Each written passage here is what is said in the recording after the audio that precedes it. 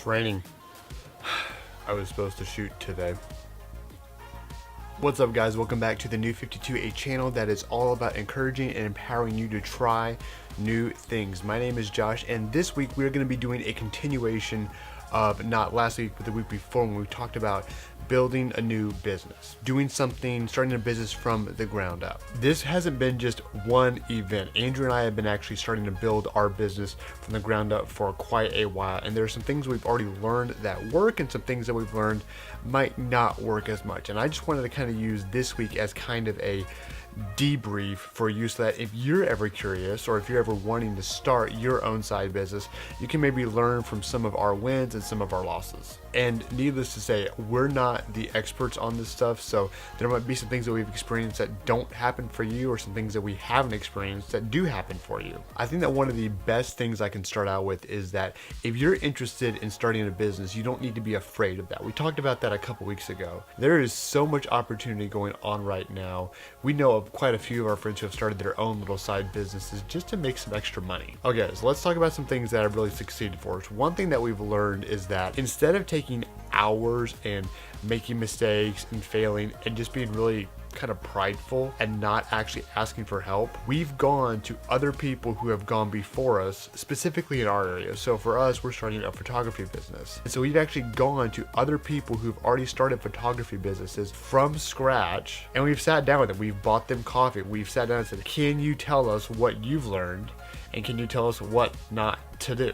We've already learned quite a few things from these people. These are directions that we want to go, and these are directions that we don't want to go. Another thing to remember is that don't just look at someone else who started their own side business and do exactly what they do. If you're going to start something, you need to figure out what is your speciality, what is your niche. For example, some of you might be amazing at social media, and you could use Facebook or Instagram or Twitter to really build your side business. On the other hand, some of you might be way better at phone calls or at texting, more face-to-face interactions with people. When it comes to a small business, you want to play to your strengths. You want to start with the things that you know that you're good at, and then you want to build on and maybe develop some abilities when it comes to marketing or advertising that maybe you're not so good at. So make sure that you find someone who can almost be a mentor to you. Learn from their mistakes and learn from their successes.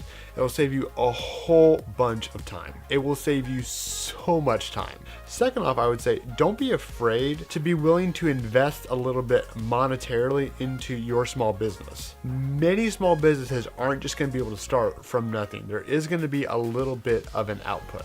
For example, Andrea and I knew that we wanted to start a photography business, but we knew that the camera that we had at the moment is going to do fine, but at the same time, we want to be able to deliver quality stuff for our clients. And so we went and we bought this camera. This camera is a whole lot nicer than the one that we used to have, and I could tell you all about this, but many of you just don't even care. But what we learned is that we need to be willing to put out a little bit of money in order to make an investment that we hope will see grow in the future. And that shouldn't scare any of you. Putting money out is a business move. It's not something that you have to be terrified of, and it needs to be something that you're honest with yourself about, that if you're going to start this business, you're probably going to need to put out some money for it. Now, on the flip side, you don't want to go out and spend $5,000, $10,000, $15,000 to start a business when you could do it for $300 or $400. That's why it's called an investment. You want to invest a little bit of money to help get you going, and then as your business grows, you can put more money into better gear or into better services, and you can grow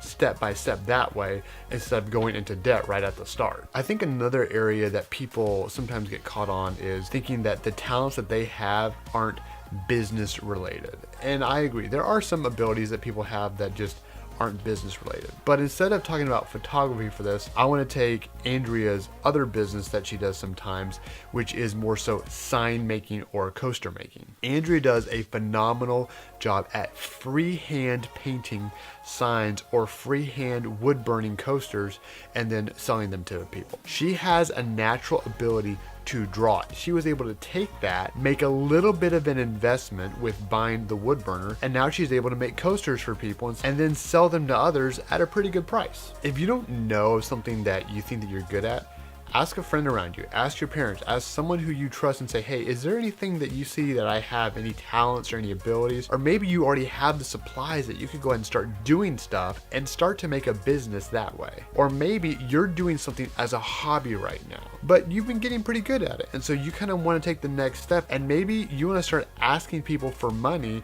in exchange for your services. I want to make sure that you understand doing things as a hobby is great. You should enjoy doing things as a hobby. But at the same time, if you're doing quality work and you think that you could sell it, you don't need to feel ashamed or bad that you start asking people for money. At the same time, we haven't had all successes. We've had some failures too. Make sure that you understand that it's not going to take off instantly, at least for most people. Just because you've made a Facebook page, just because you've gotten business cards, just because you've made a website, doesn't mean that the entire world is going to show up at your doorstep. The first couple of months, and most likely the first couple of years, you're going to need to work at it. You're going to need to do a lot of advertising. You're going to need to do a lot of word of mouth stuff. You're going to need to tell people about who you are and what kind of value you can add to their life. I think this is really hard for my generation specifically because we expect things really quickly. But in reality, we need to be aware that if we start a business in this day and age, you've got a lot of competition. You're going to need to show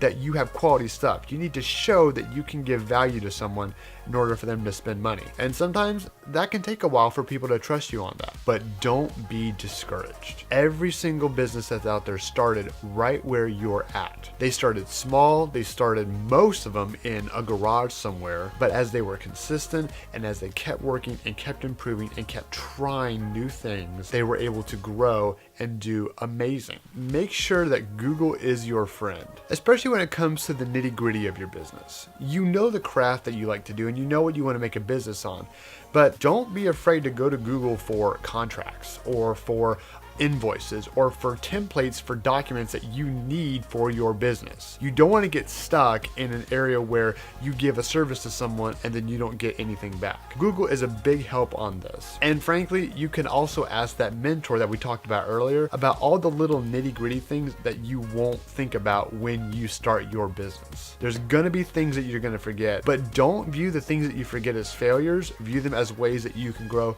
and then be willing to pass that on to people underneath you. There's going to be other people starting businesses soon, and then you can be the mentor for them and help encourage and grow them. And that's it for the New 52 this week. But I really wanted to do this one. It's important, and I think that a lot of you can be encouraged and grow in this as you get ready to start your businesses. And plus, in all honesty, starting a new business, I've had to do a ton of new things. Making contracts, coming up with invoices, figuring out how we're going to talk to our clients. There's been a ton of new things in this. So if you're wondering what my new thing is, it's literally figuring out how to run a business. And that is it for the New 52 for this week. And now I'm gonna sit here and hope that the rain stops.